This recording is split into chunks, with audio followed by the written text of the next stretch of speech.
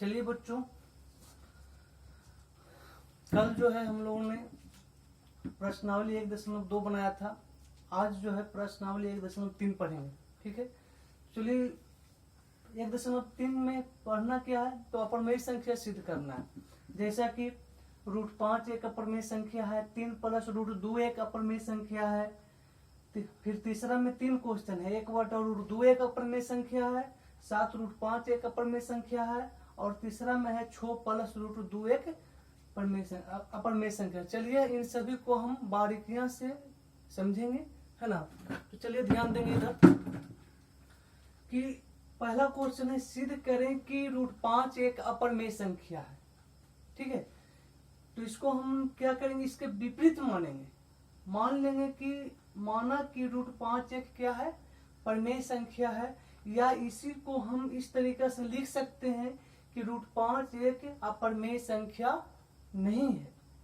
ठीक है बच्चों, तो चलिए अब देखते हैं कि जो रूट के अंदर जो 5 बैठा है वो जो है, देखेंगे कि यहाँ पर रूट के अंदर जो 5 है वो 2 के वर्ग से बड़ा है और 3 के वर्ग से छोटा है। जो रूट के अंदर जो 5 बैठा है वो 2 के वर्ग से बड़ा है और 3 के वर्ग से छोटा है। देखना है कि रूट के अंदर जो मान है वो कितना के वर्ग से बड़ा है और कितना के वर्ग से छोटा है।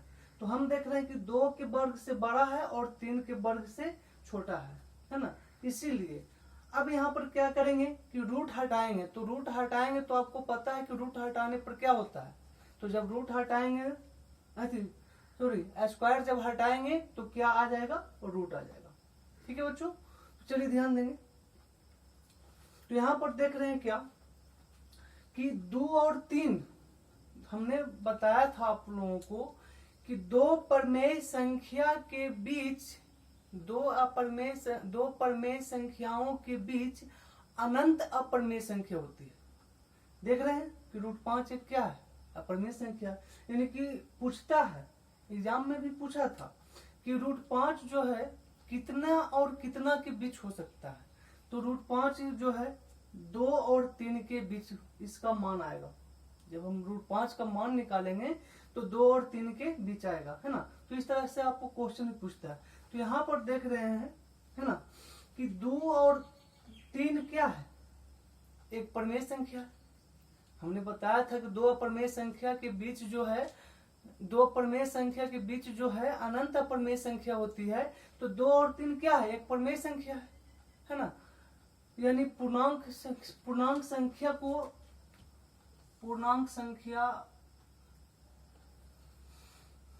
परमेय संख्या है। पूर्णांक संख्या को हम परमेय संख्या कहते हैं, पूर्ण संख्या को हम पूर्णांक संख्या कहते हैं, प्राकृत संख्या को हम क्या कहते हैं, पूर्ण संख्या कहते हैं। ये हो गया प्राकृत।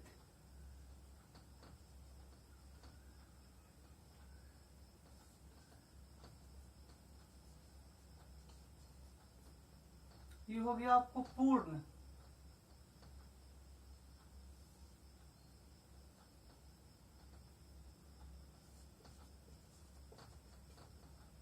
ये हो गया पूर्णांक। ये हो गया परिमेय। चलिए देखते हैं यहाँ पर, है ना, कि 2 परमेय संख्याओं के बीच जो है अनंत अपरमेय संख्या होती है। तो पूर्णांक भी तो एक परमेय संख्या है। तो हम ऐसा भी बोल सकते हैं 2 पूर्णांक संख्याओं के बीच जो है अनंत अपरमेय संख्या होती है। पूर्ण संख्या एक पूर्णांक संख्या है। तो हम बोल सकते हैं 2 पूर्ण संख्याओं के बीच जो 2 पूर्णांक संख्याओं के बीच अनंत अपरमेय संख्या होती है। 2 प्राकृत संख्या के बीच अनंत अपरमेय संख्या होती है। यानी प्राकृत संख्या पूर्ण संख्या तो हो सकती है, पर सभी पूर्ण संख्या प्राकृत संख्या नहीं हो सकती है। सभी पूर्ण संख्याएं एक पूर्णांक संख्या हो सकती है, पर सभी पूर्णांक संख्याएं एक पूर्ण संख्या नहीं हो सकती है। सभी पूर्णांक संख्या एक परमेय संख्या तो हो सकती है, पर सभी परमेय संख्या एक पूर्णांक संख्या नहीं हो सकती है। हाँ, इसमें एक ही चीज कॉमन है कि हम ऐसा, मतलब कि जहां तक बात है 2 परमेय संख्या के बीच अनंत अपरिमेय संख्या होने का, तो आपको दो पूर्णांक के भी बीच अनंत अपरिमेय संख्या होगा, दो पूर्ण संख्या के बीच भी आपको अनंत अपरिमेय संख्या होगा, दो प्राकृत संख्या के बीच भी आपको अनंत अपरिमेय संख्या होगा। ठीक है बच्चों, हम उम्मीद करते हैं कि इसके बारे में आप समझ गए होंगे कि ये दो क्या है, परिमेय संख्या। इसको हम पूर्णांक संख्या भी बोल सकते हैं। तो चलिए देखते हैं कि √5 जो है पूर्णांक 2 और 3 के बीच है, पर ध्यान रखेंगे कि 2 और 3 के बीच कोई पूर्णांक नहीं है। अब 2 और 3 के बीच में अढ़ाई आएगा, अढ़ाई क्या पूर्णांक है क्या? नहीं, अढ़ाई पूर्णांक नहीं है। ठीक है, हाँ, यानी 2 और 3 के बीच कोई भी मान 2.1 2.1 हो, 2.2 2.3 2.4 मतलब कुछ भी आएगा तो वो जो है आपको पूर्णांक संख्या नहीं के ही बराबर होगा। ठीक है, तो चलिए अब आगे बढ़ते हैं। तो हमने माना था कि √5 एक परिमेय संख्या है। परिमेय संख्या होता है P/Q के रूप में। तो देख रहे हैं कि √5 बराबर P/Q। अब क्या करेंगे, दोनों तरफ वर्ग करेंगे। तो दोनों तरफ वर्ग करने पर देखेंगे कि क्या, दोनों तरफ वर्ग करेंगे तो देखते हैं क्या आता है। तो √5 का स्क्वायर करेंगे तो 5, P का स्क्वायर करेंगे तो P स्क्वायर, Q का स्क्वायर करेंगे तो Q स्क्वायर। ठीक है बच्चों, अब यहाँ पर देख रहे हैं क्या कि भाग में Q स्क्वायर है, तो भाग में Q स्क्वायर है तो एगो Q को यहाँ से हटाएंगे तो भाग में जो Q है तो इधर जो भागा है वो इधर कोची में बदल जाएगा गुना में। जो इधर का जो भाग है वो इधर कोची में बदल जाएगा, Q इधर गुना में बदल जाएगा। तो आप देख रहे होंगे कि यहाँ पर पहले Q स्क्वायर था, अब Q बच रहा है, मतलब एक Q जो भागा Q जो है इधर एगो चला है, यानी कि इधर से इधर क्रॉस करेंगे तो Q स्क्वायर होगा कि नहीं होगा। तो इधर जो भाग में जो Q है उसको हटा के इधर ले गए तो एक ही Q ले गए, अभी भी एक Q वहां पर बच रहा है। तो यहाँ पर हम देख रहे हैं क्या कि P और Q में कोई भी उभयनिष्ठ नहीं है। P और Q में कोई भी उभयनिष्ठ गुणनखंड नहीं है। तो जब P और Q में उभयनिष्ठ गुणनखंड जब नहीं के बराबर है तो हम इसको यदि वर्ग कितना हो, जैसे मान लेते हैं कि 2/3, दोनों में जो है कोई भी उभयनिष्ठ गुणनखंड नहीं है। अब इसका हम वर्ग कर दिए तो आ गया 4, तो क्या दोनों में उभयनिष्ठ गुणनखंड होगा? कभी नहीं होगा, है ना। तो यानी कि P स्क्वायर और Q में भी कोई भी उभयनिष्ठ गुणनखंड नहीं है। अब यहाँ पर हम देख रहे हैं क्या कि 5Q जो है एक पूर्णांक है और P स्क्वायर Q जो है वो क्या है, एक भिन्न है। भिन्न संख्या किसे कहते हैं? भिन्न संख्या की परिभाषा हमने आपको लिखाया था, अगर ये उसको जरा याद रखेंगे, क्योंकि अगर नहीं याद रखेगा तो ये आपको बनने वाला नहीं है। भिन्न संख्या में बताए हैं क्या कि सबसे पहले कि उसमें ध्यान रखेंगे कि PA और मतलब कि भिन्न संख्या किसे कहते हैं, जिसमें कोई कॉमन फैक्टर ना हो और ना तो अंश 0 के बराबर हो और ना ही हर 0 के बराबर हो और ना ही दोनों में कोई कॉमन फैक्टर हो। और ना यहाँ पर है कि ना A बराबर B इज नॉट 0, ना तो A 0 के बराबर हो और ना ही B 0 के बराबर हो। फिर था A B में कोई कॉमन फैक्टर नहीं होनी चाहिए, तो यहाँ पर भी है कि दोनों में जो कोई कॉमन मान नहीं है। फिर था कि A बराबर B, यानी कि A और B दोनों आपस में बराबर भी होनी नहीं चाहिए। ठीक है बच्चों, तो इस बात को ध्यान में रखेंगे कि आखिर ये भिन्न संख्या क्यों है, भिन्न संख्या की परिभाषा पर गौर करेंगे, है ना। तो देख रहे हैं कि यानी कि 5Q एक पूर्णांक है और P स्क्वायर Q एक क्या है, भिन्न है, यानी आता है पूर्णांक बराबर भिन्न। पूर्णांक बराबर भिन्न, यहाँ पर क्या आया कि पूर्णांक बराबर भिन्न है, आता है पूर्णांक बराबर भिन्न, जो कि कदापि संभव नहीं है। पूर्णांक बराबर भिन्न कदापि संभव नहीं है। एक पूर्णांक संख्या एक भिन्न संख्या हो सकती है, ये कभी भी संभव नहीं है। इसीलिए √5 एक क्या है, अपरिमेय संख्या है, या इसको हम दूसरे शब्दों में बोल सकते हैं कि √5 एक क्या है, परिमेय संख्या है। ठीक है बच्चों, तो हम उम्मीद करते हैं कि इस तरह के जितने भी क्वेश्चन हैं आप लोग बना पाएंगे। तो चलिए एक क्वेश्चन इसमें और है इसी टाइप का, उसको हम बनाते हैं। यानी कि इस तरह से जितने भी क्वेश्चन है वो बन जाएंगे। अब कैसे बन जाएंगे तो ध्यान रखेंगे कि इस तरह के कौन कौन क्वेश्चन बनेंगे कि रूट के अंदर पूर्ण वर्ग वाली संख्या न हो। रूट के अंदर पूर्ण वर्ग वाली संख्या ना हो। इस प्रकार के जितने भी क्वेश्चन हैं सारे के सारे इसी तरह से बनेंगे। अब जैसे आपको हो गया √2 हो गया, √5 हो गया, √3 हो गया, √7 हो गया, √5 हो गया, √7 हो गया, √8 हो गया, √10 हो गया, √11 हो गया, √12 हो गया, √13 हो गया, √14 हो गया, √15 हो गया, √16 नहीं, √17 हो गया, √18 हो गया, etc।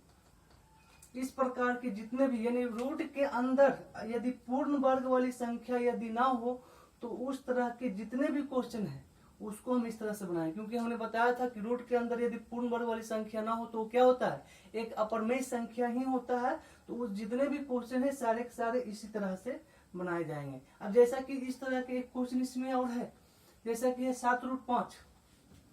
क्या है 7√5। तो ध्यान रखेंगे इसको हम कैसे लिखेंगे कि 7√5 जो है, अब इसको हम अंदर की ओर ले जाएंगे, इसको अंदर ले जाएंगे तो हो जाएगा कितना 49 गुना 5। थोड़ा सा ध्यान देंगे, गुना के क्रम में यहाँ पर बता रहे हैं। अब यहाँ पर आ गया कितना 9×5 = 45, 5 बाकी हाथ में 4 और 5 और 20 = 22। सॉरी 9×5 = 45 के 5 बाकी 4 और 5 और 20 और 4 24। ठीक है। तो यहां पर हम देख रहे हैं क्या, यहां पर हम लिखे हैं क्या 7√5 को, यहां पर जो 7√5 है ध्यान रखेंगे 7√5 को हम इसको इस तरह से बदलेंगे। हम यहाँ पर 7√5 को 7√5 ना लिख करके उसको लिखेंगे √245। क्या लिखेंगे √245। कैसे जो ध्यान रखेंगे 7√5 है ना, तो इसको हम 7 को जब हम अंदर ले जाएंगे तो वो स्क्वायर हो जाएगा, 7 का स्क्वायर। और पहले से 5 है तो दोनों के बीच गुना का संबंध होगा, है ना। तो इसको गुना करेंगे तो आ गया 245। तो इसको हम 7√5 को 7√5 ना लिख करके हम लिखेंगे क्या √245। हम उम्मीद करते हैं कि इसको हमने जो तोड़ जोड़ किया है ना, उसको आपको समझ में आ गया होगा। ठीक है। तो अब ध्यान रखेंगे इधर, तो यहाँ पर सिद्ध क्या करना है कि √245 एक अपरिमेय संख्या है। √245 एक परिमेय संख्या, यानी इसको हम लिख सकते हैं कि √245 एक अपरिमेय संख्या नहीं है। हम इसको इस प्रकार से लिख सकते हैं। तो अब यहाँ पर देखेंगे कि 245 जो है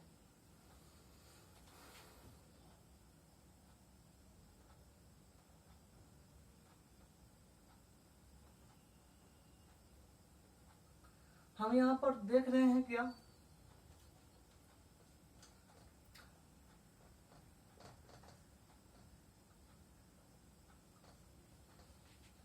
कि ये जो रूट के अंदर जो 245 है, रूट के अंदर जो 245 बैठा है वो 14 के स्क्वायर से बड़ा है और 15 के स्क्वायर से छोटा है। क्योंकि हमको वर्ग हमको ध्यान रखना है, जबकि अगर वर्ग याद नहीं रहेगा तो इस क्वेश्चन में बहुत परेशानी होगी। तो 14 के स्क्वायर होता है 196 और 15 के स्क्वायर होता है 200 नहीं तो 245 है ना, 17 के स्क्वायर 15 225। चलिए देखते हैं 15 के होता है 225, 16 के 256, 17 के 289, 225 256। हाँ, तो ये जो है 15 के स्क्वायर से बड़ा है और 16 के स्क्वायर से छोटा है। ठीक है बच्चों, 245 जो है रूट के अंदर जो 245 बैठा है वो 15 के स्क्वायर से बड़ा है और 16 के स्क्वायर से छोटा है। तो जब हम स्क्वायर जब हटाएंगे तो क्या होगा, इस पर रूट चढ़ेगा, यानी रूट अंडर 245, रूट अंडर 245 है ना। तो यहां से स्क्वायर हटेगा तो यहां पर क्या चढ़ेगा, रूट चढ़ जाएगा, इस प्रकार से। ठीक है,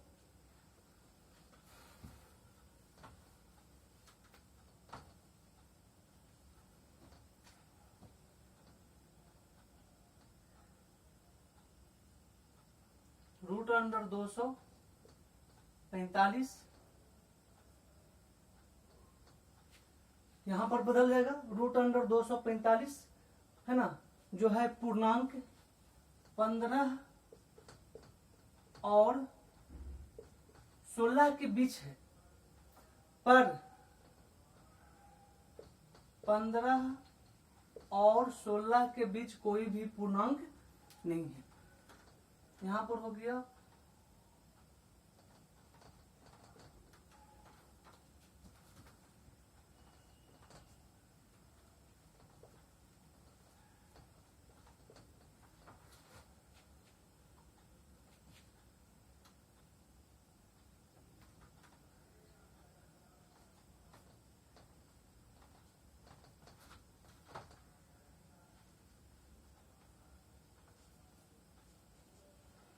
चलिए देखिए यहाँ पर सुधार कर दिए हैं। तो यहाँ पर क्या है कि 7√5 एक परिमेय संख्या है, तो इसको हम पहले क्वेश्चन में कैसे लिखेंगे, 7√5 को, तो इसको अंदर ले गए तो 49 गुना 5 की 245, यानी कि इसको हम 7√5 को हम क्वेश्चन क्या बनाएंगे कि रूट अंडर 245 एक क्या है, अपरिमेय संख्या है, ये तो बनाए थे ना। तो हम देखेंगे कि रूट के अंदर जो 245 है वो कितना के स्क्वायर से बड़ा है और कितना के स्क्वायर से छोटा है। तो देख रहे हैं कि 15 के स्क्वायर से बड़ा है और 16 के स्क्वायर से छोटा है। तो जब स्क्वायर हटेगा तो दोनों तरफ स्क्वायर जब हटाएंगे तो यहाँ पर क्या चढ़ेगा, रूट, यानी स्क्वायर जब हटता है तो रूट चढ़ जाता है। तो यहाँ पर देख रहे हैं कि रूट अंडर जो 245 है वो पूर्णांक 15 और 16 के बीच है, पर 15-16 के बीच कोई भी पूर्णांक नहीं है।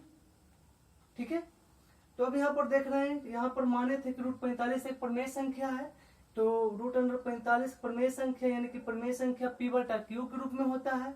अब यहाँ पर क्या करेंगे, दोनों तरफ वर्ग करेंगे तो 245 का स्क्वायर, रूट अंडर 245 पर स्क्वायर करेंगे तो 245, p का स्क्वायर करेंगे तो p स्क्वायर, q का स्क्वायर करेंगे तो q स्क्वायर।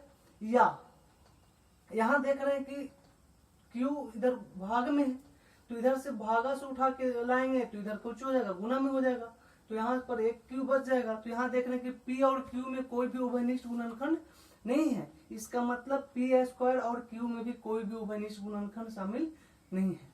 यानी अतः देख रहे हैं यहाँ पर क्या कि क्या है, एक पूर्णांक है और ये क्या है, एक भिन्न है, ये एक पूर्णांक है और ये एक भिन्न है। तो यहाँ लिखें कि अतः पूर्णांक बराबर भिन्न, पूर्णांक बराबर जो भिन्न यहाँ पर जो दिया हुआ है वो बिल्कुल जो है किसी भी एंगल से वो संभव नहीं हो सकता है, इसलिए रूट अंडर 245 एक अपरिमेय संख्या है, या रूट अंडर 245 एक परिमेय संख्या नहीं है। हम उम्मीद करते हैं कि ये जो इस तरह के जो सारे क्वेश्चन है वो आप बना पाएंगे। ठीक है बच्चों, अब चाहे आपको 2√3 रहेगा तो इसको क्वेश्चन में क्या बनाएंगे, 4 इसको स्क्वायर करके गुना कर देंगे, तो 2 का स्क्वायर 4 12, यहाँ पर लिखेंगे कि रूट अंडर 12 एक अपरिमेय संख्या है। या आपको है 5√4 है, तो इसको कैसे लिखेंगे, 5 का स्क्वायर 25 है, 25 चौके 4 नहीं होगा है ना, 5 का स्क्वायर 25 है, 25 से, यानी इस प्रकार के क्वेश्चन को आप इस तरह से बदल करके यहाँ पर लिख करके और इस तरह से आप उसको बना सकते हैं। ठीक है, तो चलिए नेक्स्ट अब आगे चलते हैं। √5 हो गया, 7√5 हो गया। अब बढ़ते हैं अगला टाइप की ओर, यानी इस तरह के जितने भी क्वेश्चन सारे के सारे एक तरह से बनेंगे। ठीक है बच्चों, चलिए नेक्स्ट अब चलते हैं।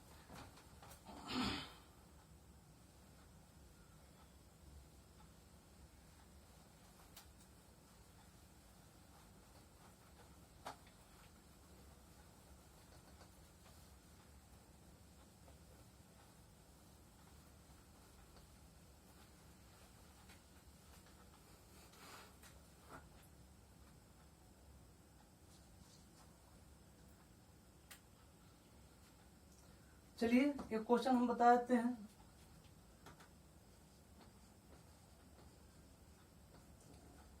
सिद्ध करें कि 5 + 2√2 एक अपरिमेय संख्या है। इसको सिद्ध करना है। चलिए इसको मान लेते हैं कि माना कि 5 + 2√2 एक परिमेय संख्या है, या इसको लिख सकते हैं कि माना कि 5 + 2√2 एक अपरिमेय संख्या नहीं है। हम इसको ऐसा भी मान सकते हैं। तो चलिए आगे चलते हैं, तो देखते हैं क्या कि परिमेय संख्या माने है ना, तो 5 + 2√2 एक परिमेय संख्या है। परिमेय होता है किस रूप में? P/Q के रूप में। ठीक है बच्चों, तो चलिए यहाँ पर ध्यान देंगे। यहाँ पर इसमें देख रहे हैं क्या कि P और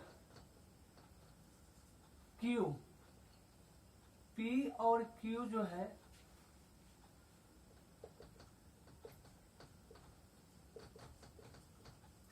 सह अभाज्य पूर्णांक है और Q 0 के बराबर नहीं है। ठीक है बच्चों, यानी P और Q एक सहअभाज्य पूर्णांक है। सहअभाज्य पूर्णांक तो समझ ही रहे हैं, परिभाषा लिखा है, ध्यान देना। उस पर सारा चीजें हमने पहले वीडियो में बता दिया था, है ना। फिर भी यहाँ पर बता रहे हैं कि सहअभाज्य मतलब कि इसमें कि एक के अतिरिक्त कोई उभयनिष्ठ गुणनखंड होनी नहीं चाहिए। तो यहाँ पर भी है कि सहअभाज्य यहाँ पर पूर्णांक है। P/Q एक क्या है? सहअभाज्य पूर्णांक है, जहाँ Q इज नॉट 0। ठीक है, यानी कि इसको भिन्न संख्या आप बोल सकते हैं, यानी भिन्न संख्या भी एक परिमेय संख्या का ही रूप है ना। तो चलिए आगे बढ़ते हैं। तो यहाँ पर अब क्या करेंगे,